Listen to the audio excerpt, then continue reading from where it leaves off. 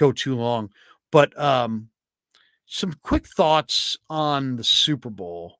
I don't know exactly what I know. The one thing about the Chiefs is that the Chiefs are really dinged up, and so that's the one thing about Kansas City. I like Kansas City for sure if they're healthy, but the question with Kansas City is who's going to go, how many guys. McCole Hardman's not going to go.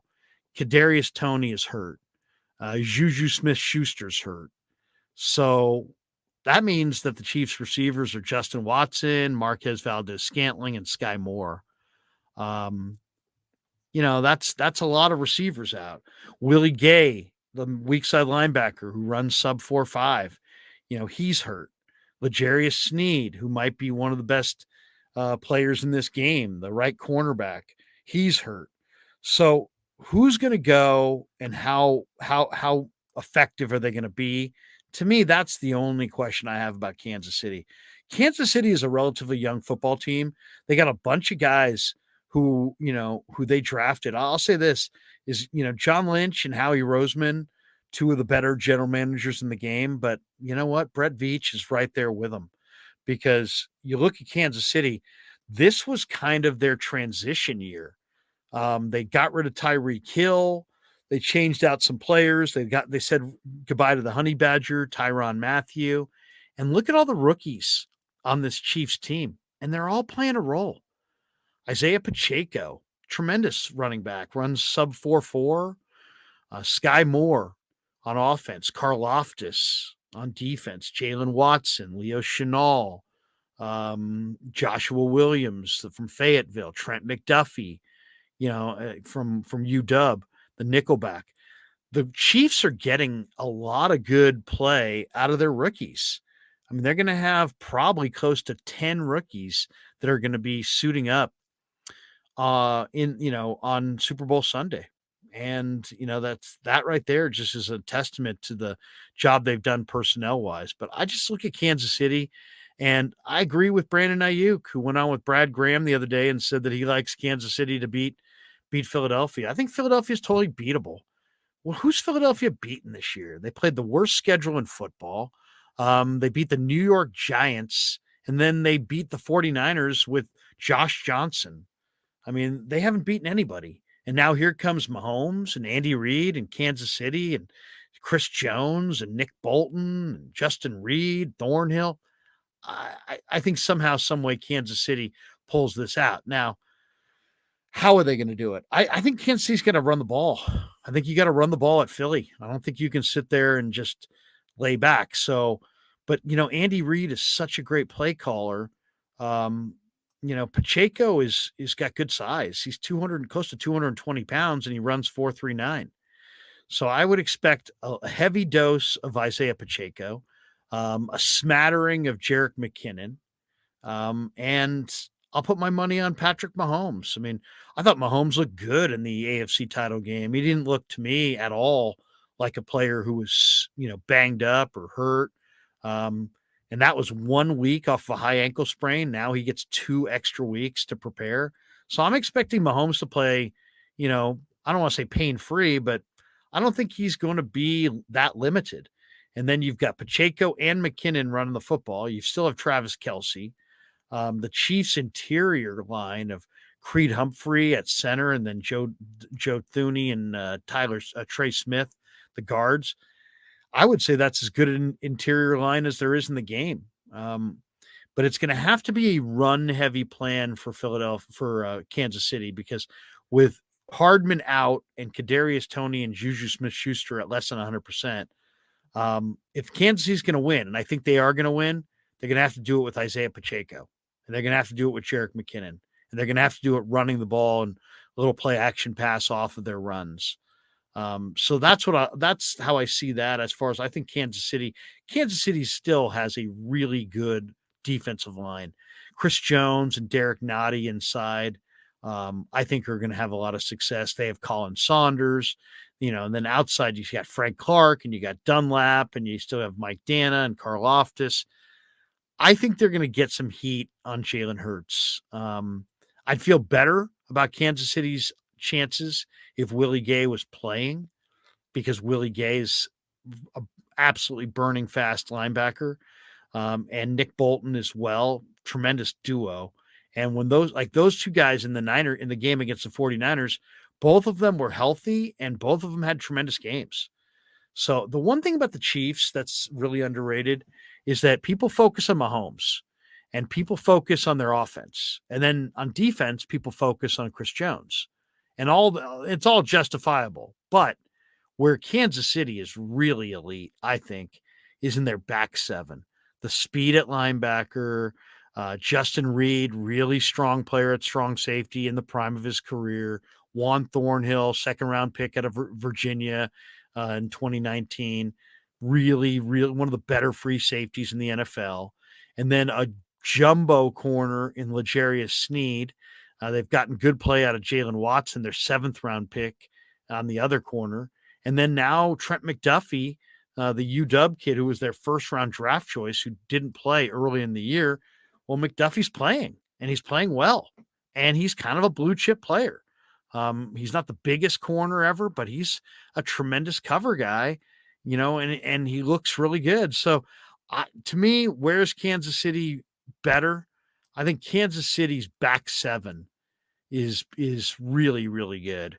And then they have Chris Jones. Frank Clark was probably better 2 years ago. Clark Loftus will be better in 2 years.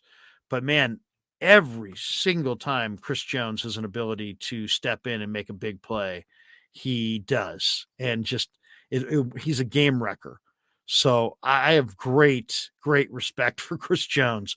Now, let's flip the card and talk about the Eagles for a second. The Eagles are a team that,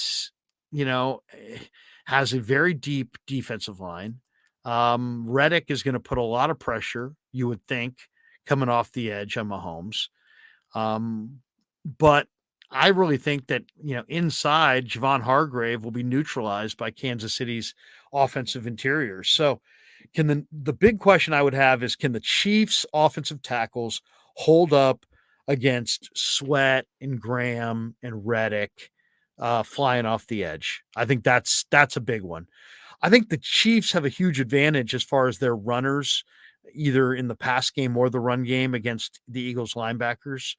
And then, you always have to be geared up for CJ Gardner-Johnson. He's just a difference maker at strong safety. Has been ever since he's been in the league, and he's playing at a really high level.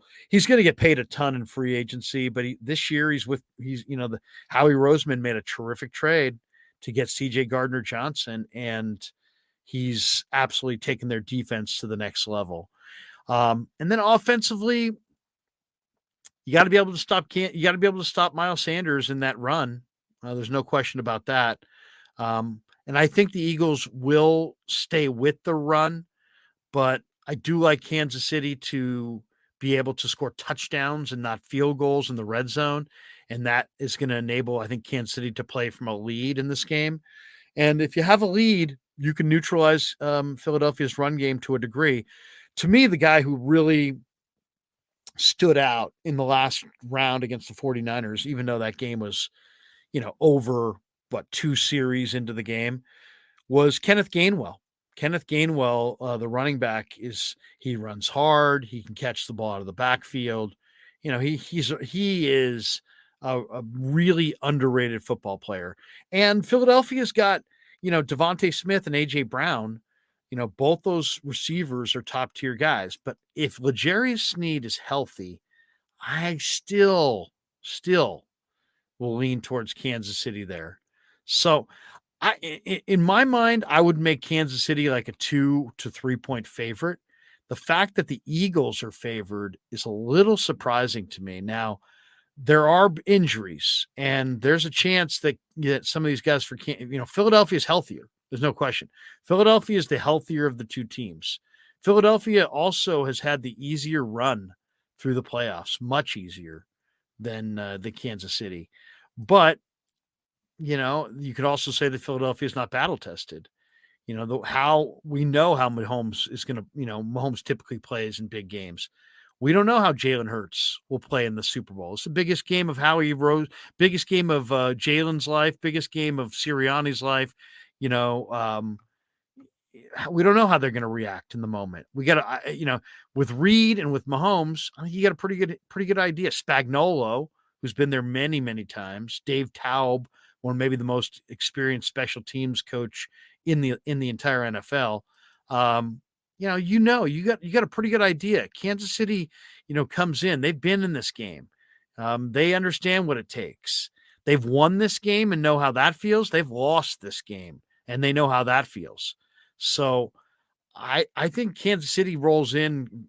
I think Philly is a team that benefits off their home crowd, benefits off their killer pass rush, benefits by getting a lead against teams that suddenly become one dimensional. Kansas City can pass and pass and pass. They can run and run and run. I just don't think that you're going to do anything early in that game that's going to make Andy Reid or Patrick Mahomes go, uh-oh, uh-oh. I don't see it. I mean, I think the one area where I think Kansas City has a major advantage is Isaiah Pacheco is a big back who can break tackles and take it to the house. So he's got big playability.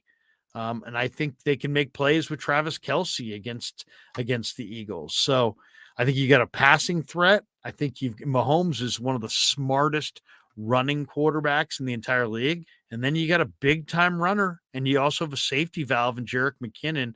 I would say this: McKinnon's going to have to be a big part of the game plan for Kansas City to win, but I think he will be.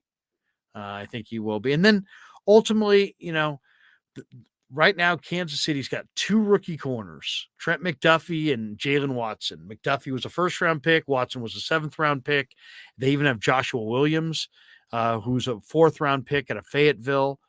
These are their corners. They've got young corners, really young corners. And the Eagles have two outstanding receivers. But I like the way Kansas City is playing on defense. I like the way they play zone. I like the way they play man. I just think that they're a team that they're a young ascending football team that's getting better week after week after week. So there you go.